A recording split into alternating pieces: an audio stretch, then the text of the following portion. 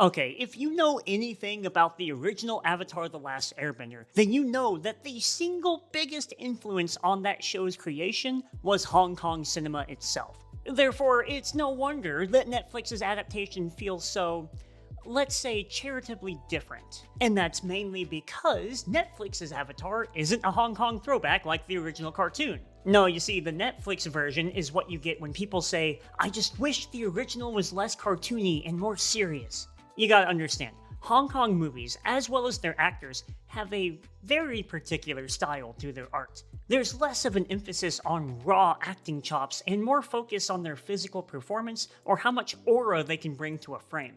Take Jackie Chan or any other icon who cut their teeth in Hong Kong movies. Everybody loves them, but they're not exactly famous for their dramatic delivery. Uno Marsh? Which, by the way, is part of the reason Everything Everywhere All at Once was such a big deal. Nah, Hong Kong filmmaking has always been more about the vibes and less about the absolute cinema that Hollywood tries to promote, which is why, historically, it's been looked down on overseas as lower entertainment. And you know what other medium has always been seen as a lesser art form? That's right, animation. So, when the original Avatar merged a classic Wuxia story with top-notch writing, a stellar voice cast, and airtight script writing, you get something that even that same team couldn't fully replicate twice. Because the original played to every possible strength that this combination of creativity could have. And you don't even have to compare the remakes. Just look at the original show next to its sequel. Instead of the social commentary villains in Korra, Airbender was a simplistic good versus evil adventure story. And because that story was so much simpler in concept, the characters could be simpler too. Almost all of the character arcs and drama in The Last Airbender revolved around family issues and one defining trait. Zuko's was about reclaiming his honor and his relationship with his dad. Sokka's was about his maturity and his relationship with his dad. And Toph's was about her freedom and her relationship with her parents. So I think you see where I'm getting at with this. But if we disregard the writing side of things, the fact that this is a cartoon instead of a live-action series also helped with the performances. They didn't have to worry about finding a kung fu fighting actor to bring these scenes to life. They just needed to find talent that fit the voice of their character. And since they had the budget, the animation could help sell their performance and create better action sequences than anything Dragon Ball has ever made. Which brings us right back to Netflix's Avatar, where they took one look at the influences behind the original and said, nah, I'm gonna do my own thing. Now, I hate to be the one to tell you this, but that's not exactly a bad choice to make. Because you see, in the entertainment industry, it is considered extremely trashy to remake somebody else's work one-to-one. So for everybody asking why they didn't just copy the original show, well, then there's your short answer. You just don't do that in the professional field because it's very disrespectful to the original creative teams. Now, let's talk about the path Netflix ended up taking and why that still feels so weird regardless. I can't be the only one that thinks this adaptation feels like a gritty 2000s era reboot, right? Which is ironic because the original show is from that same generation. However, everything about this version screams, I just want to focus on the character drama, without realizing the core themes of the original cartoon were good versus evil and family relationships. Zuko went through everything he did just so that at the end of the series, it felt that much better when he finally changed sides. Yet instead of keeping it simple, Netflix wanted to try and add more complicated layers to each character, like making Ozai conflicted about burning Zuko. And for the record, you would only make that choice if you saw his two-dimensional character in the original as a flaw. But you see now, you're getting away from the point of the original scene, which was to show how heartless Zuko's dad really was, and why he definitely should not have been fighting for that team. And there's little bits of that lack of foresight all over this adaptation, because ultimately, this version of Avatar The Last Airbender, that ain't a Hong Kong wuxia story anymore. It's a character drama that isn't even meant to be watched, because it's second screen content. And this, my audience, is the reason why so much of the dialogue now is expository. Now, I want to approach this topic from a new angle. How many of you think the show comes alive when Zuko shows up. Well, I hate to say it, but this also causes a problem with the choreography and world building. Because you see, the Netflix Zuko fights like he's a character from Korra. And this is not an opinion thing, it's an objective fact, because the showrunners themselves said his style is based around martial arts tricking. Dallas is a phenomenal at what we call tricking and sort of creating more movement that are more based on Dallas's skill set. I basically flat out said, Dallas, we are modeling what firebenders look like in your image. Which was the main inspiration for all of the bending in Korra. That's why it doesn't feel like traditional martial arts. Because it isn't.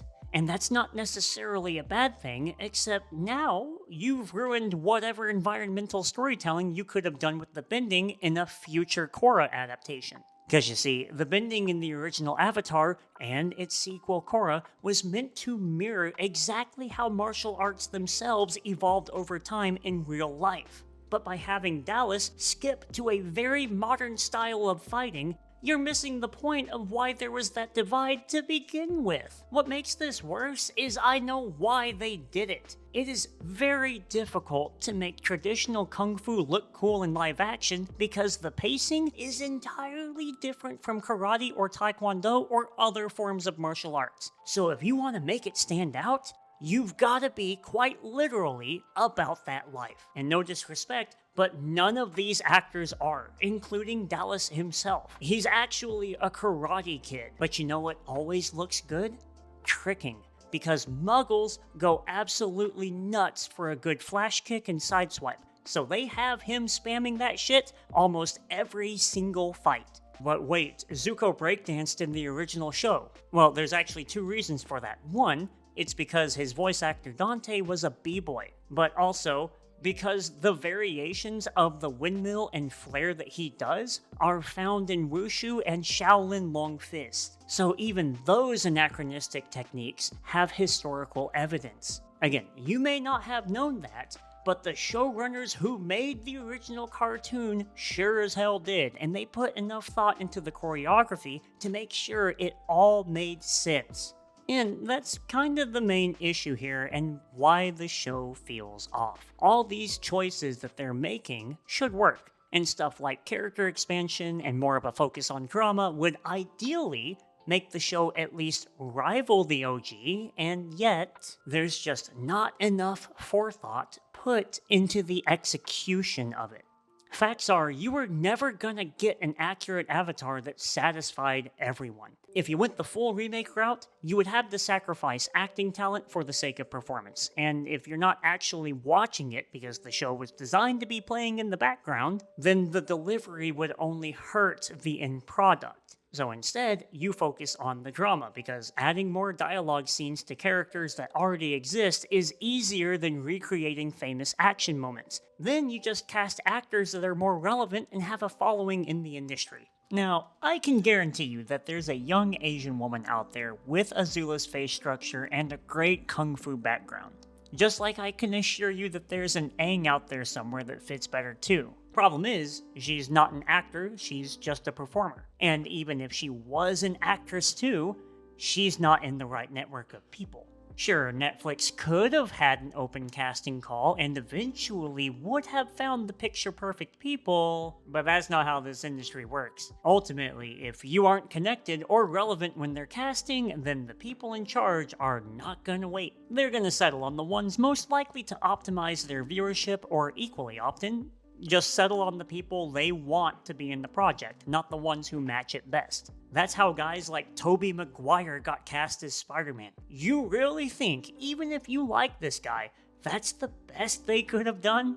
Dude, there were people doing Spider-Man shit in real life as early as 1999. Sam Raimi could have walked into any extreme martial arts gym in Cali and picked out some XMA guy who dabbled in acting, and we would have had a badass, physically impressive Spider-Man for all those movies. But Sam had always wanted Tobey for the role ever since he saw him in Cider House Rules, which means that the deck was always stacked against us from the very beginning. But please remember that none of this is the actor's fault, okay? Because we still have the adaptations that we like, and this may be shocking to some, but there are real people out there who actually enjoy what Netflix is doing with Avatar. And the big reason why is because it is a completely different tone. For them, it's appealing in a way that the original cartoon just wasn't. Honestly, I think the bigger problem are the people out there that want a direct one-to-one recreation, because why? The only way I can make this make sense in my head is if you think that animation is inferior to live action. So although we acknowledge that the original cartoon is perfect, it would still somehow improve if it were in live action? If I'm wrong, please feel free to correct me, but either way, that's all I've got on this topic. To me, the Netflix show is yet another dramatic take on a lighthearted property that missed the point. If you made it this far, thank you so much for watching, and until next time, I've been Cam Good, and I'm bowing out.